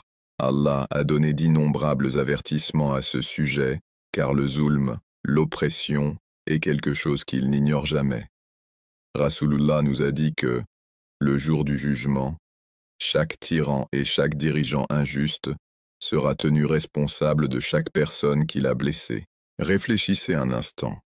Qu'est-ce que le pouvoir? À la racine, c'est simplement une confiance, une amana. Allah donne à quelqu'un l'autorité de protéger les autres, d'établir la justice et de guider les gens avec équité. Mais lorsque l'ego se mélange à l'autorité, l'amana se transforme en corruption. Nous le voyons chez les dirigeants des temps anciens, comme Pharaon, qui a déclaré « Je suis votre Seigneur, le Très-Haut ». Il avait du pouvoir, mais au lieu de reconnaître Allah comme la véritable source d'autorité, il est devenu arrogant. Son pouvoir l'a aveuglé, et finalement, son pouvoir est devenu la raison de sa destruction. Même aujourd'hui, nous n'avons pas besoin de chercher loin pour voir les mêmes schémas. Des dirigeants qui accèdent au pouvoir en promettant la paix, la justice et le progrès deviennent souvent les mêmes oppresseurs qu'ils critiquaient autrefois. La corruption ronge les gouvernements. Les dirigeants utilisent leur influence pour s'enrichir, réduire au silence les critiques et promouvoir les membres de leur propre famille. Les postes de direction sont vendus aux plus offrants, et la vérité est enterrée sous la propagande. C'est exactement ce que le prophète nous a averti, qu'un temps viendrait où le leadership serait donné à ceux qui ne le méritent pas, et que les plus corrompus s'élèveraient au sommet. Le prophète a dit dans un hadith, « Quand la confiance est perdue, attendez-vous à l'heure. » On lui a demandé, « Comment la confiance sera-t-elle perdue ?» Il répondit, « Quand l'autorité sera donnée à ceux qui ne la méritent pas, alors attendez-vous à l'heure. » Ce hadith ne concerne pas seulement la politique, il concerne toutes les formes de pouvoir. Lorsque les enseignants abusent de leur influence, lorsque les juges vendent la justice pour de l'argent, lorsque les dirigeants favorisent leurs amis au lieu d'être justes, c'est la perte de confiance. Et quand cela devient répandu, c'est un signe clair que le monde se dirige vers ses derniers jours. Le pouvoir en lui-même n'est pas mauvais. En fait, entre de bonnes mains, c'est l'une des plus grandes bénédictions. Pensez au prophète Daoud, Azaz, et au prophète Sulaiman, Az. Ils étaient des rois avec une énorme autorité, mais ils l'ont utilisée avec humilité et justice. Ils n'ont jamais oublié que leur trône venait d'Allah et ils ont régné d'une manière qui apportait la paix, l'équité et la miséricorde. C'est la différence. Lorsque le pouvoir est vu comme une amana, il devient lumière. Lorsqu'il est vu comme un droit personnel, il devient obscurité. Aujourd'hui, cependant, le pouvoir est souvent utilisé pour créer la peur au lieu de la paix. Nous voyons des guerres déclenchées non pas pour la justice, mais pour la cupidité. Des politiciens manipulant les gens avec des mensonges, les divisant pour des votes et montant les voisins les uns contre les autres. La justice n'est plus aveugle, elle voit l'argent, le statut et l'influence. Combien d'innocents pourrissent dans les prisons tandis que les riches et les puissants marchent libres? Combien de voix de vérité sont réduites au silence parce qu'elles s'opposent à l'autorité? C'est la maladie du pouvoir. Et voici la tragédie. Les gens commencent à normaliser la corruption. Ils commencent à dire « c'est juste comme ça que fonctionne le monde ». Mais en tant que croyants, nous ne sommes pas censés accepter l'injustice comme normale. Rasulullah a dit que le meilleur djihad est de dire la vérité devant un dirigeant tyrannique. Cela nous montre que résister à une autorité injuste n'est pas seulement une option, c'est l'un des plus grands actes de foi. Mais résister à un pouvoir injuste n'est pas facile, parce que le pouvoir s'accompagne de contrôle, d'armes, d'influence sur l'esprit des gens. Beaucoup craignent de parler parce qu'ils s'inquiètent de perdre leur travail, leur richesse, ou même leur vie. Et pourtant, l'histoire nous montre que l'oppression ne dure jamais éternellement. Le Coran dit « Ne pense pas qu'Allah est inconscient de ce que font les injustes. Il ne fait que les retarder jusqu'à un jour où les regards se figeront d'horreur. » Cela signifie que chaque tyran rencontrera finalement sa fin. Cela n'efface toutefois pas la douleur du présent. Pour l'homme ordinaire, voir l'injustice tout autour peut sembler accablant. Lorsque des dirigeants corrompus s'élèvent et abusent de leur autorité, lorsque des gens sont punis simplement pour avoir défendu la vérité, on a l'impression que le monde se brise. On a l'impression qu'il n'y a plus d'espoir. Mais ces moments de ténèbres sont en réalité des signes que le monde se dirige vers les grandes épreuves qui ont été annoncées. Et c'est dans ces moments que les croyants doivent se demander « Où est-ce que je me situe? Est-ce que je soutiens l'injustice en silence? Ou est-ce que je me tiens du côté de la vérité, même si cela me coûte ?» Parce que l'épreuve du pouvoir n'est pas seulement pour les dirigeants, elle est aussi pour les gens qui acceptent ou rejettent cette domination. Comme le prophète l'a décrit, lorsque la corruption se répand parmi les dirigeants, lorsque la vérité est réduite au silence et lorsque le pouvoir est placé entre les mains de ceux qui ne le méritent pas, le monde commence à pencher vers le chaos. La confiance entre les dirigeants et le peuple se brise, la justice disparaît et l'oppression devient normale. Ce n'est pas seulement un problème politique, c'est un problème spirituel, car lorsque l'injustice domine, le cœur des gens se remplit de désespoir. Ils commencent à perdre espoir en l'équité et même en la justice divine. Et ce désespoir prépare le terrain pour une épreuve encore plus grande. Imaginez vivre dans un monde où les dirigeants mentent ouvertement, où les puissants échappent à chaque crime et où la vérité est déformée quotidiennement. La personne moyenne commence à désirer quelqu'un, n'importe qui rétablira l'ordre. Lorsque les gens souffrent trop longtemps, ils deviennent désespérés de soulagement, et dans ce désespoir, ils peuvent tomber pour n'importe qui promet des solutions rapides, même si cette personne est le pire des trompeurs. C'est ainsi que le pouvoir corrompu d'aujourd'hui devient une marche vers la plus grande fitna, le règne de Dajjal. Le prophète nous a dit que Dajjal viendra avec une énorme influence, avec la capacité de tromper des nations entières. Il revendiquera une autorité non seulement en tant que dirigeant, mais aussi en tant qu'être divin. Et la triste réalité est que la longue histoire de l'humanité à suivre des dirigeants corrompus rendra plus facile pour les gens de le suivre. Si les gens sont déjà conditionnés à obéir aux dirigeants sans poser de questions, s'ils sont déjà prêts à sacrifier la justice pour le confort, alors ils seront des proies faciles pour le système de Dajjal. Réfléchissez-y. Les petites injustices que nous voyons aujourd'hui, des juges vendant des verdicts pour des pots de vin, des politiciens échangeant des faveurs, des dirigeants opprimant leur peuple, ne sont pas isolées. Elles entraînent l'humanité à accepter de plus grands mensonges. Chaque fois que nous restons silencieux face à la corruption, nous nous enseignons lentement à être aveugles devant une plus grande corruption. Et un jour, cette cécité pourrait rendre les gens incapables de reconnaître la tromperie de Dajjal. Il y a un hadith qui dit « Avant l'heure, il y aura des années de tromperie, au cours desquelles le menteur sera cru, l'homme véridique sera rejeté, le traître sera digne de confiance, et l'homme digne de confiance sera considéré comme traître. » Et le Rouwaybida parlera. Les compagnons demandèrent « Qui sont les Rouwaybida ?» Le prophète répondit « L'homme insensé qui parle des affaires du public. » Ce hadith est presque comme une fenêtre sur notre monde aujourd'hui. Combien de voix incompétentes et insensées dominent le leadership, les médias et le pouvoir? Combien de personnes, sans connaissance ni sagesse, façonnent l'avenir de millions? Ce chaos dans le leadership est exactement ce qui prépare le monde à Dajjal. Mais en tant que croyants, nous ne sommes pas laissés sans défense. Ces avertissements ne sont pas là pour nous effrayer, mais pour nous réveiller.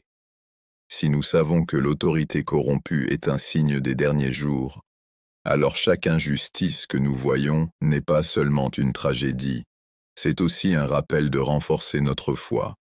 Nous ne pouvons pas arrêter toute la corruption dans le monde, mais nous pouvons nous empêcher d'en être aveuglés. Nous pouvons choisir de ne pas faire partie de ceux qui suivent le pouvoir aveuglément.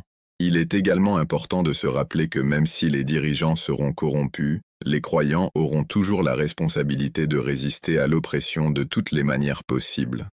Parfois, cela signifie dire la vérité, parfois, cela signifie refuser de participer à la corruption, et parfois, cela signifie simplement garder notre foi forte lorsque le monde autour de nous perd toute moralité. Car lorsque Dajjal arrivera, la véritable épreuve ne concernera pas seulement la politique ou l'argent.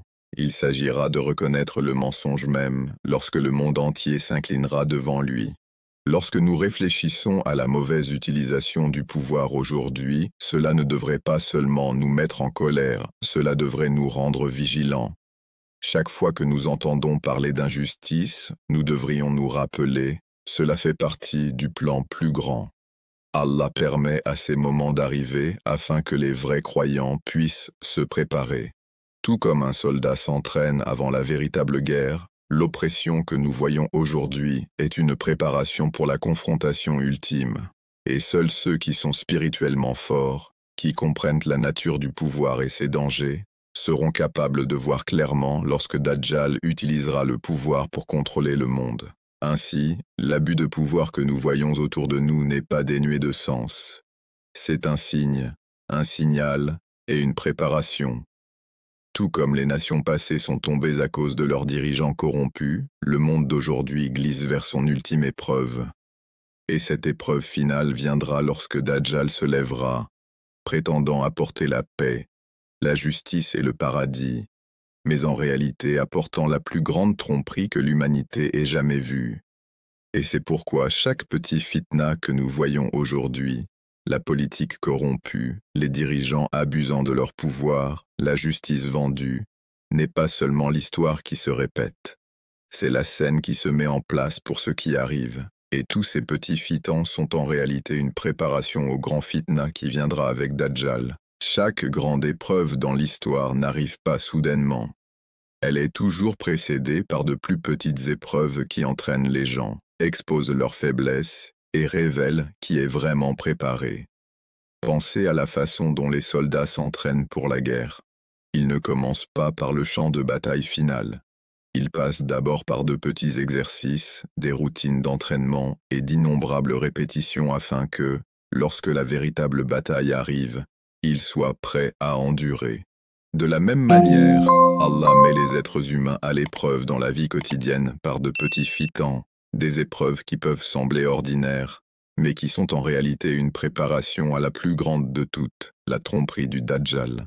Le prophète a décrit le Dajjal comme une épreuve si sévère que chaque prophète a averti son peuple à son sujet. Il viendra avec des pouvoirs, des illusions et un contrôle sur les ressources qui ébranleront même les cœurs les plus forts. Mais voici la réalité. Si une personne ne peut pas résister à l'attrait des petites tromperies aujourd'hui, comment résistera-t-elle à la plus grande tromperie demain? Si quelqu'un vend sa foi pour des likes sur les réseaux sociaux, ou pour quelques pièces supplémentaires dans les affaires, ou pour un petit goût de célébrité, que fera-t-il lorsque le Dajjal lui offrira nourriture, eau et luxe en échange de la croyance en lui? Regardez autour de nous. Aujourd'hui, les gens plient leur morale pour les plus petites tentations. Une personne peut savoir que mentir est mal, mais elle ment pour obtenir plus d'attention en ligne.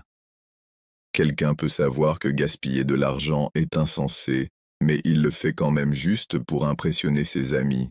D'autres compromettent leurs horaires de prière parce qu'ils sont trop occupés à courir après l'argent ou les plaisirs. Chacun de ces choix semble petit sur le moment, mais ensemble, ils forment une habitude. Une habitude de choisir la dunya plutôt que la din. Et cette habitude est exactement ce qui fera tomber les gens lorsque l'épreuve ultime arrivera. Le Coran nous dit que la vie est une épreuve, et que dans cette épreuve, il y a des étapes. Les petites tentations sont comme des tours d'essai, révélant à quel point nous prenons notre foi au sérieux. Si aujourd'hui un croyant protège son cœur du fitna des réseaux sociaux, de l'argent et de la célébrité, alors il construit la force de reconnaître le mensonge lorsqu'il se présentera sous sa forme la plus dangereuse. Mais si aujourd'hui un croyant est négligent, ignorant les dangers de ses fitans quotidiens, alors demain il ne se rendra peut-être même pas compte qu'il est trompé. Faisons une comparaison pratique. Imaginez quelqu'un qui fait défiler son téléphone sans fin, qui aime, partage et publie simplement pour se sentir validé. Ce n'est pas mauvais en soi, mais lorsque la validation devient plus importante que l'approbation d'Allah, cela devient une fitna. Comparez cela avec l'Akhir Zaman. Le Dajjal utilisera la validation sous une autre forme, offrant aux gens du statut, de la reconnaissance, voire de faux miracles pour les faire se sentir spéciaux. Le même désir de validation qui existe sur les réseaux sociaux aujourd'hui sera amplifié dans son système. Ainsi, celui qui ne peut pas résister à courir après les likes aujourd'hui risque encore plus demain. Un autre exemple est l'argent. Aujourd'hui, certaines personnes sont prêtes à contourner les règles pour le profit. Elles trichent un peu dans les affaires, coupent les coins ou cachent la vérité pour un revenu supplémentaire. Le prophète a dit qu'un temps viendra où les gens ne se soucieront pas de savoir si leur richesse est halal ou haram. N'est-ce pas déjà le cas? Et pourtant, le fitna du Dajjal sera encore plus direct. Il contrôlera la nourriture, l'eau et la richesse. Et les gens seront confrontés au choix entre la famine et l'obéissance à lui. Si quelqu'un ne peut pas dire non à de petits gains haram maintenant, pourra-t-il dire non au trésor scintillant du Dajjal? Il en va de même pour la célébrité et le pouvoir. Aujourd'hui, les gens s'humilient devant la caméra, trahissent leurs amis ou déforment la religion juste pour quelques secondes d'attention. Les influenceurs accèdent à la célébrité non pas grâce à la vérité, mais grâce à la controverse et au mensonge. Le Dajjal offrira une plateforme encore plus grande. Il élèvera les menteurs et en fera des célébrités, tandis que les véridiques seront moqués et réduits au silence. Si les gens sont déjà accros à la gloire de ce monde, comment résisteront-ils à la possibilité de briller sous les projecteurs du Dajjal? Ce que cela nous montre est simple. Les petites fitanes ne sont pas aléatoires. Ce sont des terrains d'entraînement. Si vous échouez aujourd'hui, le risque d'échouer au test final augmente. Mais si vous y résistez aujourd'hui, même imparfaitement, vous renforcez votre cœur pour demain. Chaque fois que vous dites non à l'argent haram, vous vous préparez à dire non à la richesse du Dajjal.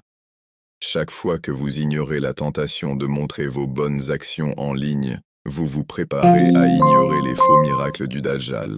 Chaque fois que vous tenez fermement à la Salah même lorsque le monde vous distrait, vous vous préparez à rester ferme lorsque la plus grande distraction arrivera.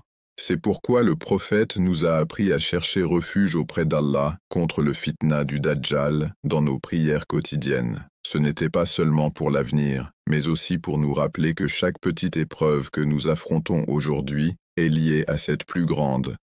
La dua est comme un bouclier que nous continuons de polir, afin que lorsque les flèches de la plus grande épreuve arrivent, le bouclier soit assez solide pour nous protéger. Alors ne traitons pas ces luttes quotidiennes comme insignifiantes.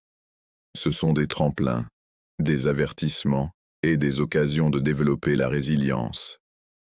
Lorsque vous êtes tenté de tricher, de mentir ou de vous vanter, rappelez-vous, ce n'est pas seulement pour aujourd'hui, c'est un entraînement pour demain. L'épreuve finale viendra, et seuls ceux qui ont entraîné leur cœur chaque jour seront prêts à la reconnaître. Alors, la vraie question est, que pouvons-nous faire? Chaque croyant qui écoute les récits de l'Akhir Zaman se pose naturellement une question. Que pouvons-nous faire aujourd'hui pour être prêts à ces jours-là? Le prophète nous a donné des orientations claires, et le Coran fournit des principes intemporels. Si le monde est rempli de petits fitans préparant à la grande épreuve, alors notre tâche est également claire. Nous devons nous préparer avec la foi, la patience et l'unité. Les leçons que nous tirons aujourd'hui décideront si nous faisons partie de ceux qui survivent à la tromperie demain ou de ceux qui y succombent. La première et la plus grande leçon est le renforcement de l'iman. La foi est l'encre du croyant. Sans elle, chaque tempête de doute, de désir ou de tromperie peut nous emporter. Mais avec elle, même les vents les plus forts ne peuvent pas nous ébranler. L'iman n'est pas seulement un mot que nous disons, c'est une lumière dans le cœur qui a besoin d'être nourrie constamment. Cette lumière grandit lorsque nous nous connectons quotidiennement au Coran, lorsque nous établissons la prière avec sincérité, lorsque nous gardons nos langues occupées par le dhikr, et lorsque nous choisissons le halal plutôt que le haram, même dans les moments privés. Ces actions peuvent sembler petites, mais elles sont les briques qui construisent une forteresse en nous, et lorsque le monde extérieur s'effondre, cette forteresse est ce qui nous protégera. Pensez aux compagnons du prophète. Ils vivaient à une époque de difficultés et de persécutions, pourtant leur foi était inébranlable parce qu'ils s'étaient disciplinés dans de petits actes quotidiens d'adoration. Quand ils faisaient face à la faim, ils se souvenaient d'Allah. Quand ils faisaient face à la peur, ils se fiaient à sa promesse. Et quand ils faisaient face aux tentations de la richesse ou du pouvoir, ils se souvenaient de l'akhira. C'est exactement l'entraînement dont nous avons besoin aujourd'hui. Si notre foi est forte en temps ordinaire, elle restera forte en temps extraordinaire. Mais l'iman seul ne suffit pas. Le Coran nous enseigne à plusieurs reprises le sabre, la patience. La patience ne signifie pas seulement attendre en silence, elle signifie tenir fermement à ce qui est juste même quand c'est difficile. Dans un monde où les tentations sont partout, la patience est comme une armure. Elle nous protège de décisions hâtives. Lorsque les réseaux sociaux nous inondent de distractions, le sabr nous apprend à fermer l'application et à ouvrir le Coran à la place. Lorsque l'argent nous tente vers la malhonnêteté, le sabr nous rappelle que la vraie subsistance vient seulement d'Allah. Et lorsque la célébrité nous appelle à chercher l'attention, le sabr nous guide à choisir l'humilité. Le sabre est aussi la clé pour affronter les épreuves. Le prophète a dit que l'affaire du croyant est toujours bonne. Si quelque chose de bien lui arrive, il est reconnaissant. Si quelque chose de mauvais lui arrive, il est patient. La gratitude et la patience le gardent toutes deux proches d'Allah. Cela signifie que, quoi que le monde nous impose, pauvreté, injustice, tentation ou même la peur du Dajjal, la patience nous maintiendra fermes. Les tempêtes peuvent faire rage, mais le cœur du croyant reste ancré dans la volonté d'Allah. Une autre leçon est la taqwa, la conscience d'Allah. La taqwa est comme un système d'alarme intérieure. Elle nous rend conscients quand nous sommes sur le point de franchir une limite. Elle murmure dans le cœur, Allah regarde. Avec la taqwa, même lorsque le monde entier est engagé dans le mal, un croyant s'arrête parce qu'il sait qu'Allah le voit. Cette qualité est vitale dans un monde rempli de fitna cachées, quand les mensonges se répandent comme des vérités, quand le haram est déguisé en halal. Seule la taqwa peut nous guider. La taqwa nous aide aussi à transformer la dunya en un outil pour le khair au lieu du char. Les réseaux sociaux, l'argent et la célébrité ne sont pas mauvais en soi. Ils deviennent fitna lorsqu'ils sont mal utilisés. Mais avec la taqwa, un croyant peut utiliser ces mêmes outils pour le bien. Les réseaux sociaux peuvent être une plateforme pour diffuser le Coran et le Hadith, pour rappeler aux gens Allah, pour partager une connaissance bénéfique. L'argent peut être utilisé pour nourrir les affamés, soutenir des causes islamiques, libérer des personnes de leurs dettes.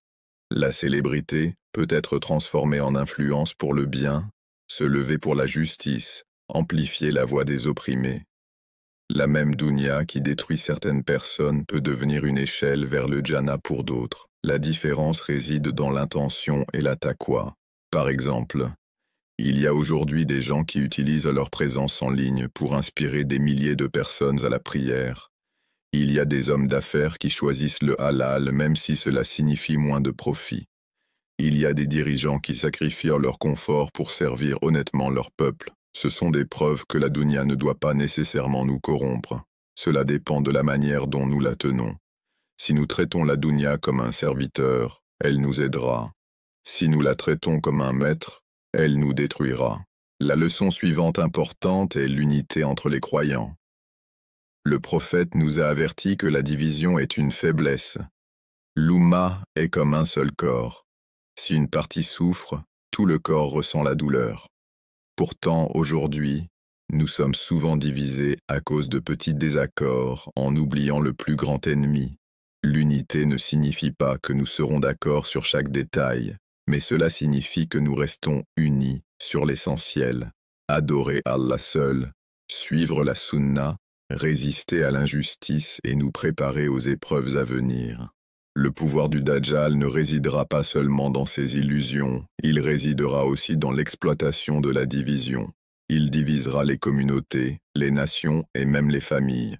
Si nous sommes déjà divisés aujourd'hui, comment résisterons-nous demain? Mais si nous apprenons l'unité maintenant, en nous aidant les uns les autres, en nous pardonnant mutuellement et en donnant la priorité à la foi sur l'ego, alors nous resterons forts ensemble, lorsque viendra la plus grande épreuve.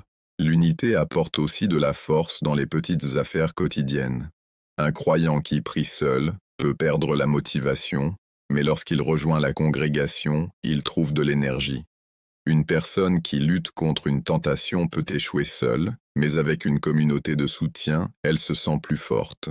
C'est pourquoi le prophète a dit que le loup s'attaque à la brebis isolée, mais que le troupeau est protégé. De la même manière, les croyants qui s'isolent sont plus vulnérables aux fitans, tandis que ceux qui restent connectés à la communauté de foi sont plus en sécurité. C'est pourquoi les leçons d'aujourd'hui ne concernent pas seulement la spiritualité personnelle, mais aussi l'action collective. Il ne suffit pas qu'un croyant se prépare tandis que les autres négligent. L'Oumma doit s'élever ensemble, car les défis à venir seront mondiaux, et la résistance devra également être mondiale. Quand nous regardons les enseignements du Coran et du Hadith, une chose devient claire. Allah ne nous charge pas de la connaissance de l'Akhir Zaman uniquement pour nous effrayer.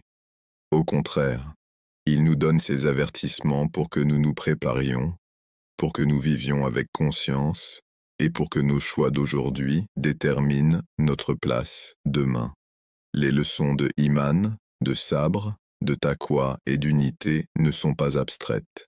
Elles sont destinées à façonner notre vie quotidienne de manière à nous préparer à la plus grande épreuve de l'histoire. Imagine un croyant se tenant devant le Dajjal. Cet homme a passé sa vie à courir après les likes, à exhiber ses œuvres et à compromettre sa religion pour de l'argent. Maintenant, le Dajjal lui offre tout, l'or, la célébrité, le confort. Résistera-t-il? Très probablement pas, car il s'est déjà entraîné à céder aux petites tentations. D'un autre côté, imagine un croyant qui a appris à baisser son regard, à dire non aux revenus haram, à ignorer les faux éloges. Il a construit une habitude de résistance.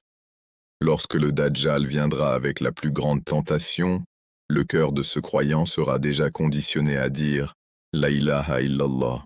C'est pourquoi le prophète a décrit les petits actes comme des boucliers.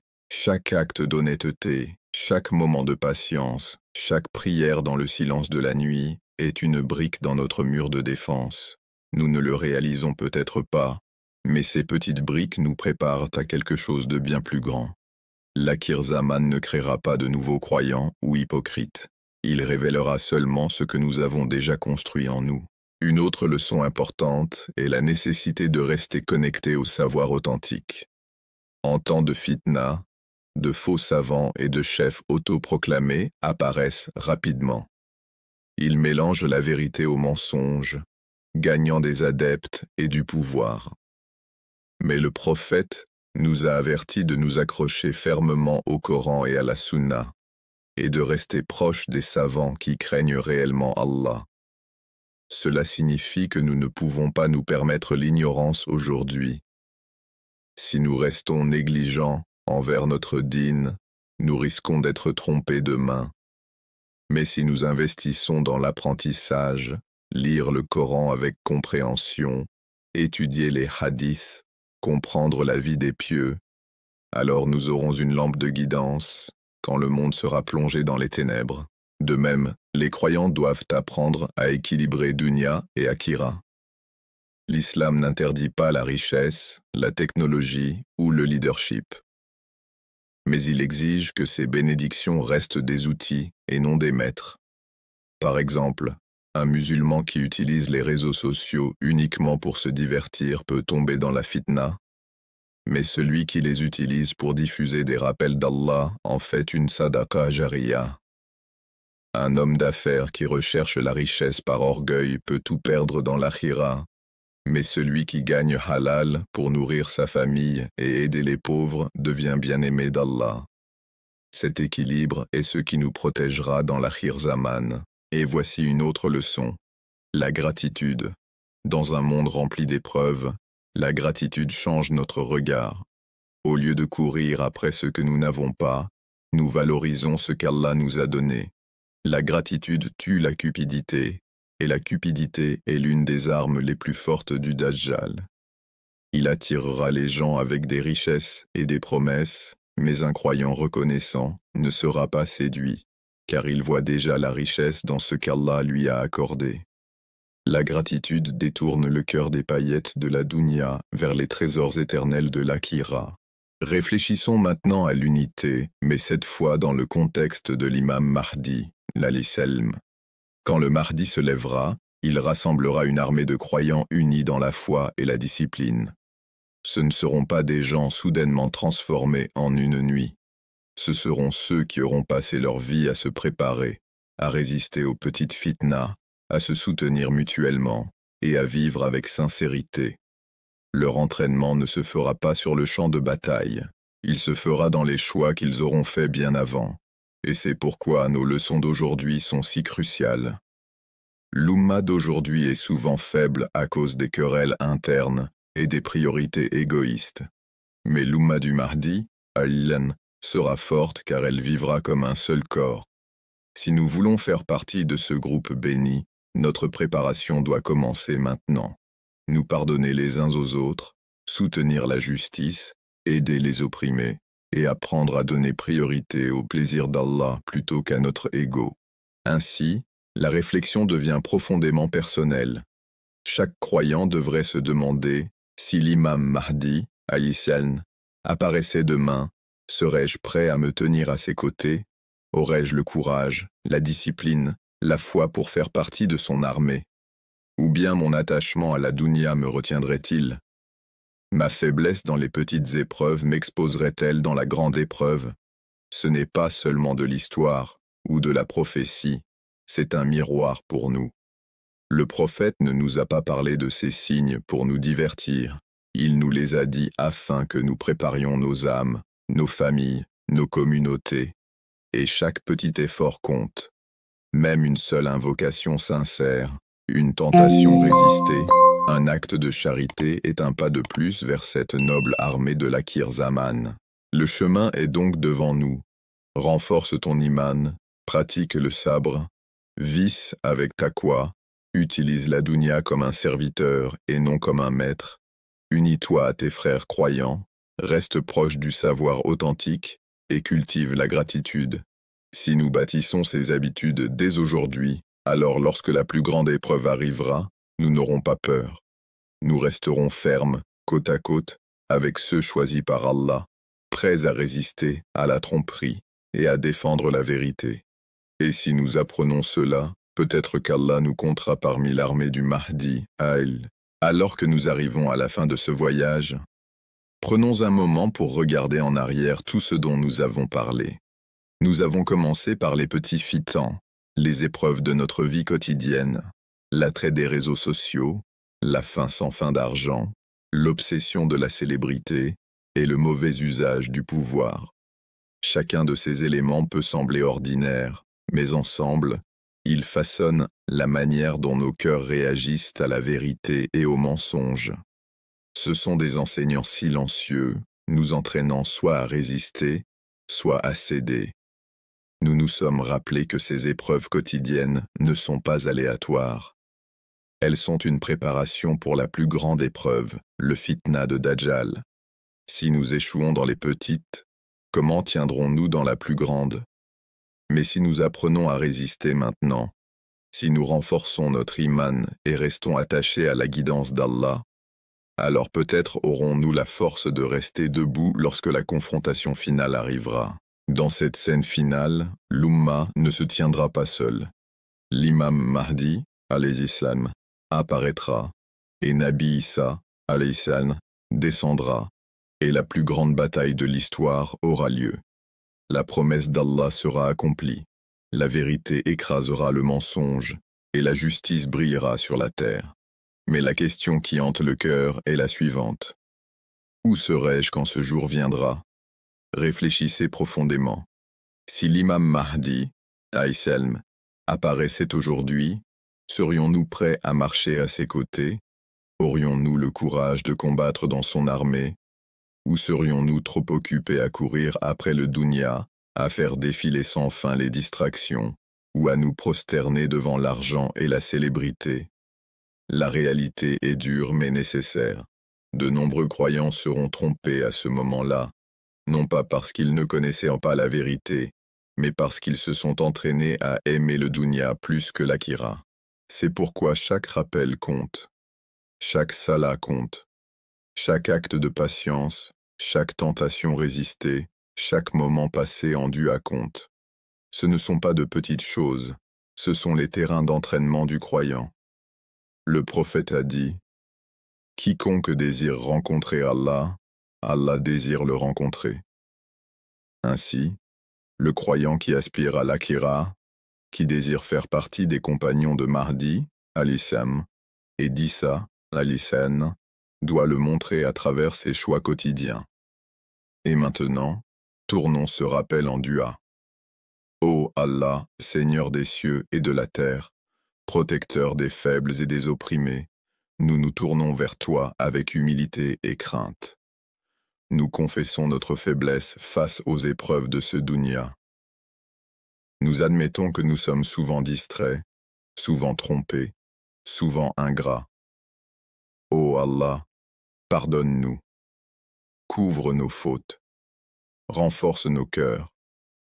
Fais de nous ceux qui voient la vérité comme vérité et la suivent, et qui voient le mensonge comme mensonge et le rejettent. Ô Seigneur, ne laisse pas nos cœurs être séduits par l'éclat de ce monde. Ne nous laisse pas nous noyer dans les océans d'argent, de célébrité et de pouvoir. Protège-nous des murmures de Shaitan, des tromperies des faux dirigeants et des pièges de Dajjal. Lorsque la fitna de l'Akhir Zaman arrivera, rends nos pieds fermes sur le din. Ô Allah, fais de nous parmi les compagnons de l'imam Mahdi, alayhi salam. Écris nos noms parmi ses soldats.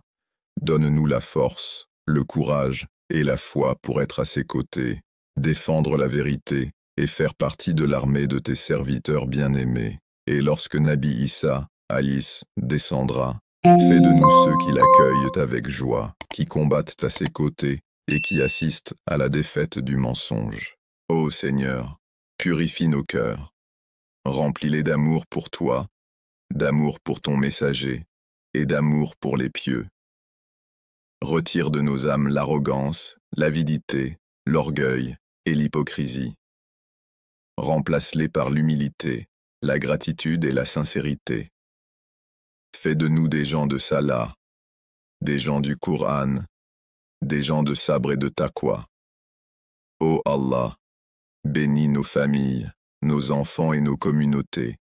Garde-les en sécurité dans les tempêtes de fitna. Unis notre Oumma sous ta guidance.